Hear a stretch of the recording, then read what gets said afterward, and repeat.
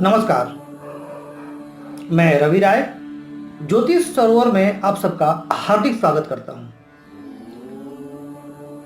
आज का जो विषय है शनि चंद्रमा की युति अर्थात विष योग। आज हम लोग इसके बारे में चर्चा करेंगे और यह समझने का प्रयास करेंगे कि क्या वाकई विष योग खतरनाक है या ये शुभ फल भी दे सकता है, यानी क्या ये अच्छा भी कर सकता है क्या, यह हम जानने के आज प्रयत्न करेंगे। शुरू से लेकर के अंत तक आप हमारे साथ बने रहिए। काफी विस्तार से हम चर्चा करेंगे। पहले तो मैं बताऊंगा कि ये योग कब बनता है और साथ ही इसके फायदे भी कुछ होते हैं, मैं वो भी बताऊंगा। और अंतिम में हम लोग उपाय की तरफ चलेंगे कि यदि ये योग आपको नकारात्मक प्रभाव दे रहा है तो उसका क्या उपाय है, हम लोग इस पर भी चर्चा करेंगे।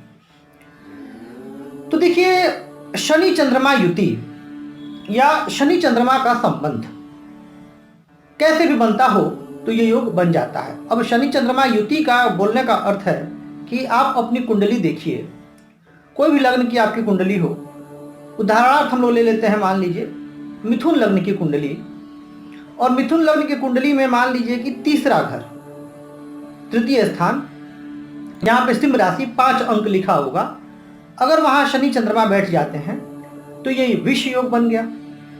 तो यानी युति मतलब एक साथ यदि कहीं वो स्थित हो जाते हैं तो ये विष योग बना देते हैं। इसकी जो दूसरी कंडीशन है वो ये है कि अगर कहीं से भी शनि और चंद्रमा का संबंध बन रहा हो, परस्पर दृष्टि संबंध। उदाहरण के लिए यदि शनि मेष राशि पर स्थित हो जाए और चंद्रमा तुला राशि पर स्थित हो जाए, तो यानी वो दोनों एक दूसरे को देख रहे हैं। शनि सातवीं दृष्टि से चंद्रमा को देख रहे हैं और चंद्रमा जो है सातवीं दृष्टि से शनि को देख रहे हैं। तो ये हो गया परस्पर दृष्टि संबंध। और एक और चीज है, क्योंकि शनि को ज्योतिष शास्त्र में सप्तम दृष्टि के अलावा एक तृतीय दृष्टि भी प्राप्त है और दशम दृष्टि भी प्राप्त है। तो यानी शनि अपनी तृतीय दृष्टि से भी देख लेते हैं चंद्रमा को, तो भी ये योग आंशिक रूप से ये योग बन जाएगा। कैसे? उदाहरण के लिए वृश्चिक लग्न की कुंडली ले लेते हैं और यदि चंद्रमा स्थित हो गए मकर राशि पर और शनि स्थित हो गए लग्न में ही वृश्चिक राशि पर जहां 8 अंक लिखा हुआ है, और यदि उन्होंने चंद्रमा पर दृष्टि डाल दी तो यह निर्माण हो गया किसका? विष योग का। और ऐसे ही दशवीं दृष्टि की यदि बात हम कर लें तो वृश्चिक लग्न की कुंडली का उदाहरण ले लेते हैं। लग्न में यदि शनि है और दशम स्थान पर यदि सिंह राशि पर चंद्रमा स्थित हो गए तो शनि की दृष्टि पड़ गई, तो ये विष योग का निर्माण हो गया। तो ये तो आपने कंडीशन समझ ली। आंशिक रूप से होता है, ज्यादा प्रभावी होगा जब युति होगी। बता दूं आपको, ज्यादा प्रभावी तब होगा जब युति होगी या परस्पर दृष्टि संबंध होगा, उन दशाओं में। अब ये करता क्या है? तो देखिए, प्रकृति समझिए चंद्रमा और शनि की। शनि बहुत धीरे चलने वाले ग्रह हैं, उनकी गति जो है बहुत धीमी है, एक राशि पर तकरीबन 2.5 वर्ष रहते हैं। और चंद्रमा बहुत तीव्र गति से जो है भ्रमण करते हैं, बहुत जल्दी वो अपनी राशियां बदलते हैं। तो ये परस्पर विरोधाभास हो गया शनि में और चंद्रमा में। दूसरी बात, जो चंद्रमा है वो जल के कारक हैं, शीतल हैं। शनि जो है वो मन को भ्रमित कर देते हैं। जब वो चंद्रमा पर दृष्टि डालते हैं तो व्यक्ति के मन को भ्रमित कर देते हैं, मन भ्रमित हो जाता है व्यक्ति का, व्यक्ति डिप्रेशन में चला जाता है, अवसाद में चला जाता है। निर्णय, अच्छा शनि क्या कराते हैं कि बहुत सोच समझ करके जो है निर्णय कराते हैं, और चंद्रमा तुरंत फटाफट जल्दबाजी में चंद्रमा का निर्णय हो जाता है, ये करना है तो करना, बस दैट्स इट। अब ये स्थिति बनती है। अब जरा आप परिकल्पना कीजिए कि ये दो परस्पर विरोधाभासी प्रवृत्ति के ग्रह यदि आपस में संबंध बना रहे हैं तो क्या होगा? अब चंद्रमा जल्दबाजी में निर्णय लेंगे, निर्णय गलत हो जाएगा, व्यक्ति डिप्रेशन में चला जाएगा, तनाव में चला जाएगा, अवसाद में चला जाएगा।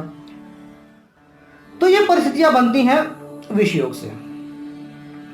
और यदि कुंडली में कई बार ये भी होता है कि अगर कुंडली में सूर्य की भी स्थिति खराब हो, आत्मबल ना हो, चंद्रमा भी नीच के हों, तो व्यक्ति भयंकर डिप्रेशन में चला जाता है, आत्महत्या तक के विचार उसके मन में उठते हैं, ये स्थितियां बनती हैं। लेकिन देखिए एक बात है, सिक्के के दो पहलू होते हैं।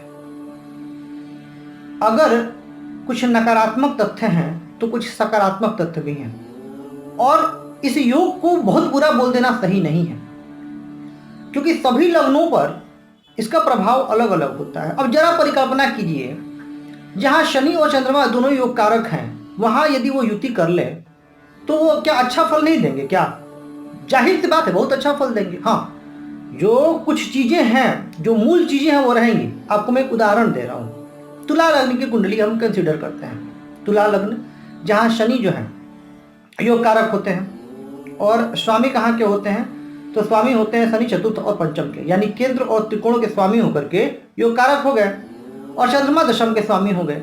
अब यदि पंचमेश और दशमेश एक साथ बैठ जाए तो क्या व्यक्ति जीवन में तरक्की नहीं करेगा? क्या करेगा? बिल्कुल करेगा, ऊंचाइयों को छुएगा।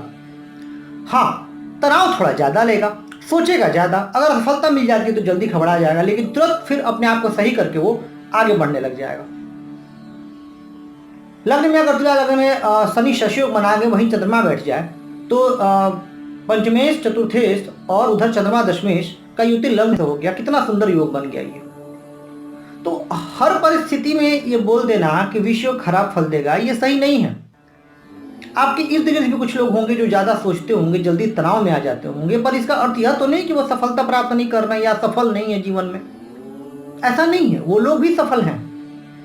तो सबसे पहले हमें ये देख लेना होगा कि यह कहां पर यह संबंध बन रहा है।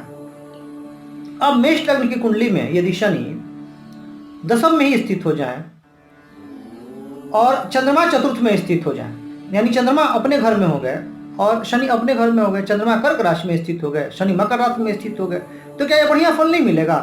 बिल्कुल बढ़िया फल मिलेगा। तो हर बार ऐसा बोल देना उचित नहीं है। हाँ, अब यदि शनि मेष लग्न में ही नीच राशि पर स्थित हो जाए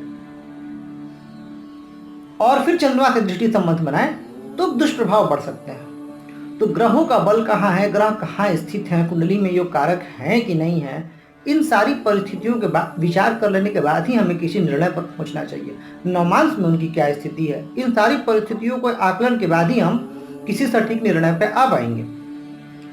अब मैं यदि आपसे कहूं कि ये शनि और चंद्रमा की जो युति है यह वैराग्य भी देता है, बहुत उच्च कोटि का आध्यात्मिकता भी देता है, क्योंकि चंद्रमा मन के कारक चंचल प्रवृत्ति के ग्रह, शनि जो है न्याय प्रिय गंभीर प्रवृत्ति के धीरे चलने वाले।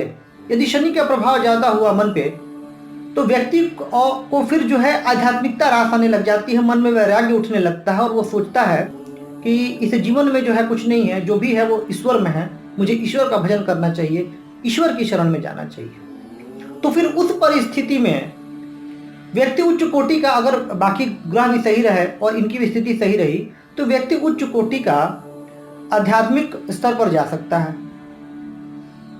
कुछ कुंडलियों में मैंने देखी है कि शुरुआती संघर्ष के बाद शनि और चंद्रमा की इस युति ने भारी सफलता दी है। अब्राहम लिंकन की कुंडली में ये योग बना हुआ था, शनि और चंद्रमा की जो दृष्टि संबंध है वो बना हुआ था, आंशिक ही था पर बना हुआ था। तो इस कार्यक्रम के माध्यम से मैं अपील करना चाहता हूं आप लोगों से कि अगर कोई दुर्योग आपकी कुंडली में बन रहा है तो आप बिल्कुल घबराए ना, परेशान ना हो, उसका निवारण करें। तो कई मामलों में ये योग बहुत अच्छा भी है, कई मामलों में बुरा भी है। तो योग ज्योतिष से सलाह लेकर के आप पहले देखें कि क्या आपकी कुंडली में ये योग कैसा फल दे रहा है।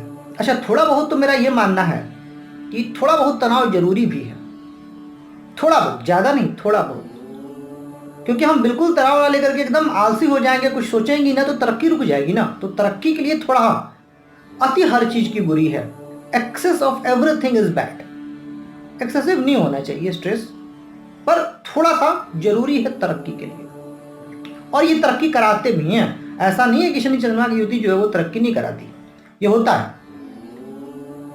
अब आ जाते हैं हम लोग उपाय पर कि वो क्या क्या उपाय हैं जिनको करके आप इसका जो है दुष्प्रभाव कम कर सकते हैं। तो देखिए, शनि को प्रसन्न करने के लिए, और चूंकि चंद्रमा भी यहाँ जुड़े हुए हैं, तो मेरे हिसाब से शिव जी की आराधना, भोले भंडारी की शरण में चले जाइए, शिव जी की आराधना कीजिए, आपको बहुत सफलता मिलेगी, आपको बहुत मानसिक शांति मिलेगी, है ना। आपको ओम नमः शिवाय का प्रतिदिन जप करना होगा। यदि संभव है तो साल में एक बार अपना रुद्राभिषेक कराएं, थोड़ा सा मेडिटेशन करें। इन चीजों को अपना के आप इसके दुष्प्रभाव को कम कर सकते हैं। और यदि शनि बहुत कमजोर है, नीच अवस्था में है, तो हनुमान चालीसा और सुंदरकांड का भी आप पाठ कर सकते हैं। इससे क्या होगा, हाँ एक और चीज है, शनि और चंद्रमा से संबंधित जो चीजें हैं आप उनको उपहार में स्वीकार ना करें। तो यदि ये चीजें आप करते हैं तो ये जो युति है इसके नकारात्मक प्रभाव कम होंगे, और जो इसका सकारात्मक प्रभाव होगा, अब सकारात्मक प्रभाव जहां जिस भाव के स्वामी हैं उन सकारात्मक प्रभावों में अभिवृद्धि होगी। तो आशा करता हूं कि ज्योतिष शास्त्र जो है इसको आप अच्छे से समझेंगे और इससे अपने जीवन को आप बेहतर बनाने का पूरा प्रयास करेंगे।